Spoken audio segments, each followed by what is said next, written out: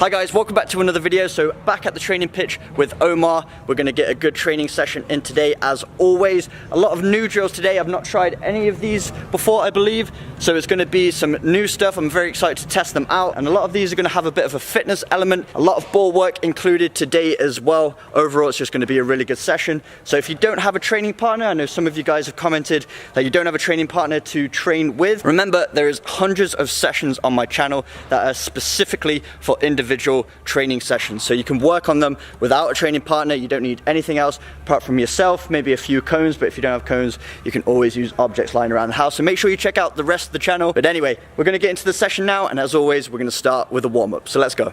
So we began today's training session as we always do with a 10-minute warm-up consisting of jogging back and forth across the 18-yard box and then also including some dynamic stretches. And I know I show you this every time, but it's just that important. You really want to be taking care of your warm-up before your sessions. It's not only going to improve your performance during the training, but more importantly, it's going to avoid injury. There's nothing worse than not warming up correctly and causing yourself a muscle injury. So then we got into our first technical warm-up, and we just did some one-touch passing through these gates here, back and forth. This is a really good drill to warm up with because you're actually on the move, so you're getting that blood flowing, but you're adding a technical element to it as well. And we did it all one touch. If you want to start out with 2 touches just to get a swing of the drill, feel free to do so, and then try and get it down to 1 touch if you possibly can. So you're just working backwards and forwards continuous, trying to incorporate both feet during this drill as well. I know it's very tempting just to use your dominant foot the whole time, but try and force yourself to get some touches with your non-dominant foot as well. You're just going to be the better player for it, especially when it comes to passing. Shooting is important, but especially passing, that's something you do throughout the game all the time, and the ball isn't always going to be on your dominant foot. So making sure you're getting a lot of touches, being able to control it in 2 touches, 1 touches, do everything that you can with your dominant foot. Then we moved into a small fitness exercise. So we've got a square, and at each corner is a different color. So Omar's shouting out the color, and I've got to make my way to that cone as quickly as I possibly can. And trying to make these movements football specific. So instead of turning and going towards that cone, sometimes you're going to be backpedaling because that's what it's going to be like during a match. Sometimes you have to react to the ball. You might have to backpedal a little bit, move sideways, forwards, diagonally. So we're just trying to incorporate those types of movements as well. So adding a cognitive element to it.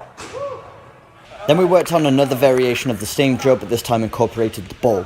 So we're playing the ball back and forth 1 touch, and if he says man on, I've got to play it back to him. If he says the color of a cone, I've got to take my touch in that direction. So I need to have my head on the swivel to be aware of my surroundings so I can react and move quickly towards that colored cone.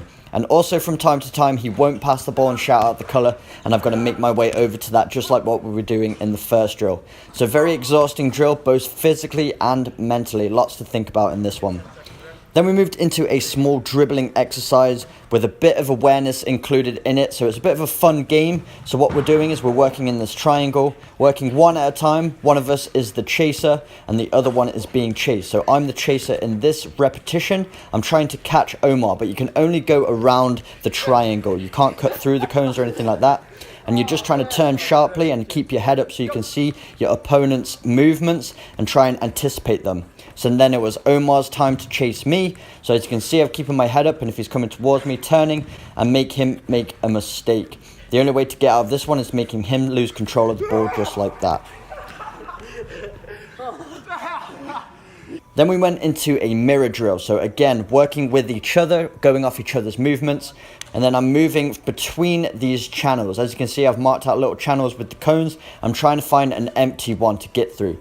If I can get through without him putting his foot in the channel that I'm going through, it's a point to me. If he gets his foot in that channel by the time I've got through, it's a point to him. So he's trying to mirror my movements, stay up with me, and I'm trying to lose him. So a lot of body feints, throwing him off guard, throwing him off balance.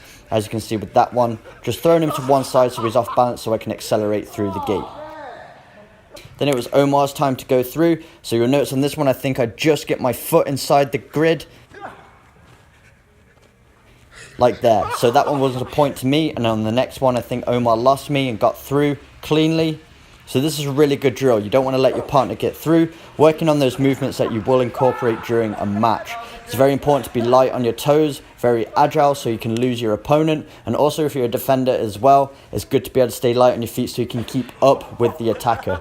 And that's what happens if you get your foot tangled up. That was absolutely hilarious. We were loving this one. I did tell Omar I was going to put this one back in slow motion, and he was very happy and excited to see it back. Then we did a few reps of the exact same drill but incorporated the ball this time. So this was an excellent one for working on that close control and being unpredictable with the ball at your feet. So again, trying to find that open channel. So it's my job to move the ball as quickly back and forth as I can, throw in some body feints, trying to unbalance Omar, and then trying to get to that open gate as quick as possible so I can get through it without him putting his foot inside. And if you're the defender in this drill, this is also working on your close control and the ability to keep your head up so you're aware of your surroundings and trying to mirror the player you're guarding.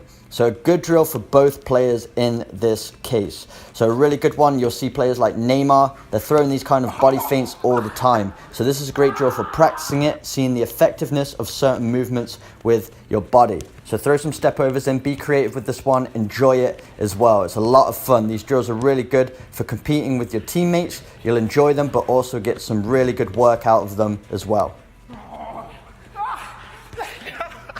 Then we worked on a finishing drill that involves some acceleration and deceleration. So acceleration is the ability to move quickly off of the spot, which is very important, but also deceleration is important as well, and that's the ability to slow down from top speed. So a lot of people work on their acceleration all the time.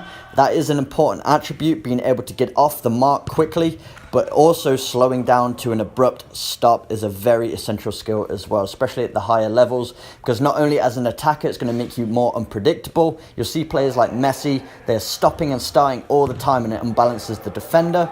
But also if you're a defender and you're going against an unpredictable attacker, if you have the ability to stop and start quickly when they do, you're going to be able to track them and defend them a lot better. You're going to be a much more effective player, whatever your position is on the pitch. So always involve some deceleration anytime you're working on your acceleration as well. And we also incorporate some finishing in. So as I get to that second gate and decelerate to an absolute stop, Omar's coming in there and he's throwing the ball either side, and I've got to react to it and finishing it based on what side he's thrown it in. So if he throws it in on the right side, I've got to place it with my right foot, and if he throws it on the left, I've got to work on my left foot as well. So just reacting to that ball movement, not trying to anticipate which way it's going to go, literally just waiting for the ball to come so I can be as reactive as possible, because in a match you're going to be able to react to so many different scenarios. So the quicker and sharper your mind can actually process information, the more effective of a player you're going to be. So for this drill, I did 3 sets in total, and in each set there was 4 footballs to finish. So 4 reps per set, and it's very tiring because after each one, I'm just jogging back to the start. So it's pretty much continuous, adding that fitness element as well. So some explosive movement, some finishing, so we're getting some technical work in this one, and also some fitness with the continuation of our run after we finish the ball, so we could go back to the start and then continue on to the next rep immediately. Then the final exercise we did was another finishing one, but this time incorporating even more fitness elements to it. So as you can see, starting at the cone, getting some ball mastery in, so lots of little touches between the 2 cones, playing the ball up to Omar, getting around him, he plays the ball into the space, and then I've got to finish first time, then down to the cones, and from the first cone to the 3rd cone, back to the 2nd, up to the 4th, back to the 3rd, playing the ball to Omar, going around the opposite side, so finishing on the opposite side as well, then going down to the speed ladder, 2 foot in each square, back up to Omar, around, he plays the ball into the space a 3rd time, and getting another finish on goal. So this is basically disguised fitness. We're getting a lot of work in this drill. It's going to be a real challenge, but we're also disguising it with some technical work as well. And that's something I always like to do in my sessions. If I'm working on fitness, always try and involve the ball in some way, because you're never going to be running in a match and never touching the ball. You're always going to be incorporating it in some way. So that's how we should train as well. And also it's a lot more stimulating to use the ball in your fitness sessions. It distracts you from the fact that you're working on your cardio, which is otherwise quite tedious, as you guys know. So it's always good to involve the ball as much as possible. If you're doing agility, if you're doing speed, if you're doing cardio, whatever you're doing, always try and involve the ball as much as possible. Alright guys, really good session with Omar there. My legs are absolutely burning right now, completely full of lactic acid because that entire training session involves staying on the balls of your feet with a low center of gravity, getting fitness work in with a technical element to all of those drills as well. So really good stuff that's going to translate over to a match, and if you can continuously perform those short, sharp, explosive movements while remaining at technical quality, you're going to be a more effective player. So make sure you give some of these drills a go. I know they are more suited for partner training, but as I mentioned, you can modify some of them to be able to work on them individually as well. And if you don't want to do these, I've got hundreds of individual training sessions on my channel for you to use, working on every attribute you could possibly think of. So make sure you check out the rest of the channel if you are someone that trains alone for the majority of the time outside of your team training sessions. But if you did enjoy today's video, make sure you smash that like button, hit the subscribe button for weekly training videos, and I will see you guys in my next video.